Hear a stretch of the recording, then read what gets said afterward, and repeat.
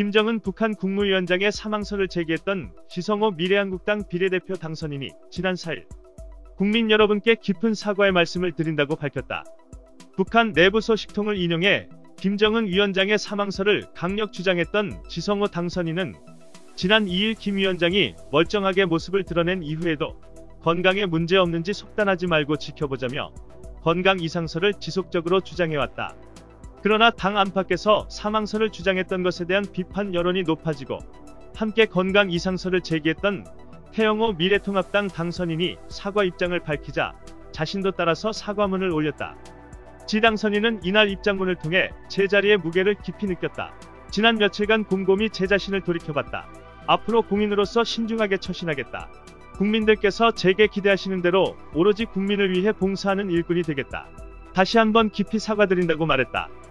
파이낸셜 뉴스는 지성호 당선인은 김 위원장 사망을 99% 확신한다고 밝히던 당시에도 이미 국회의원 당선인 신분으로서 김 위원장 신변에 대한 민감한 전망을 내놓는 것에 대해 부담이 없는 것은 아니지만 김 위원장이 죽었다고 알고 있어서 말한 것이라며 자신한 바 있다.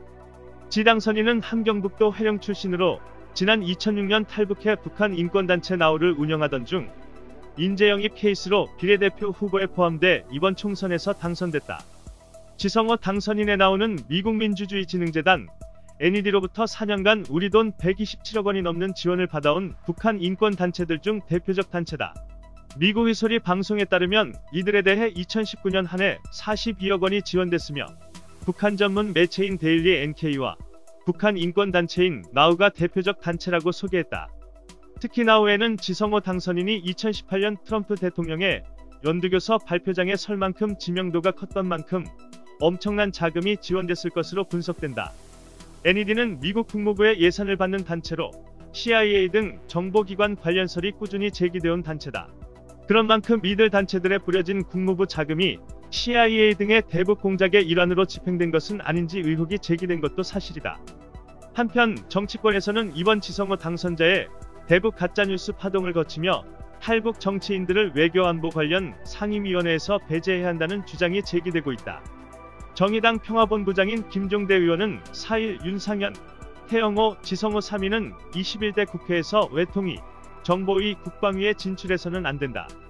이들은 국가의 안위에 중대한 영향을 미칠 수 있는 사안에 대해서 무책임한 주장을 남발함으로써 국민들에게 커다란 불안을 초래한 장본인이라며 불안을 전염시키는 이들에게 국가의 외교안보를 맡긴다는 것 자체가 국민에게는 또 다른 걱정이라 주장했다. 김종대 의원은 미래통합당이 21대 원구성에서 이 점을 고려하지 않는다면 안보를 포기한 정당이라는 비난을 피할 수 없다는 점을 경고한다. 우리는 탈북 동포에 대하여 관용과 존중의 자세를 보여주어야 한다. 그러나 탈북민 출신이라고 가짜뉴스를 전파할 특권을 부여할 수는 없다. 더군다나 그 뉴스가 북한의 최고위층에 대한 것이라면 이는 가짜뉴스 차원을 넘어 분란 혼란의 뇌관이 될 것이라 밝혔다. 김부겸 더불어민주당 의원도 같은 날 페이스북을 통해 태영호, 지성호 두 분은 국방위나 정보위에는 절대 들어가지 말아 주시기 바란다. 여러분은 이번 일로 자발적 제척 대상임을 스스로 입증했다. 다시는 자신의 바람을 허위 정보와 섞어 사실인양 언론에 퍼뜨리지도 마시기 바란다고 밝혔다.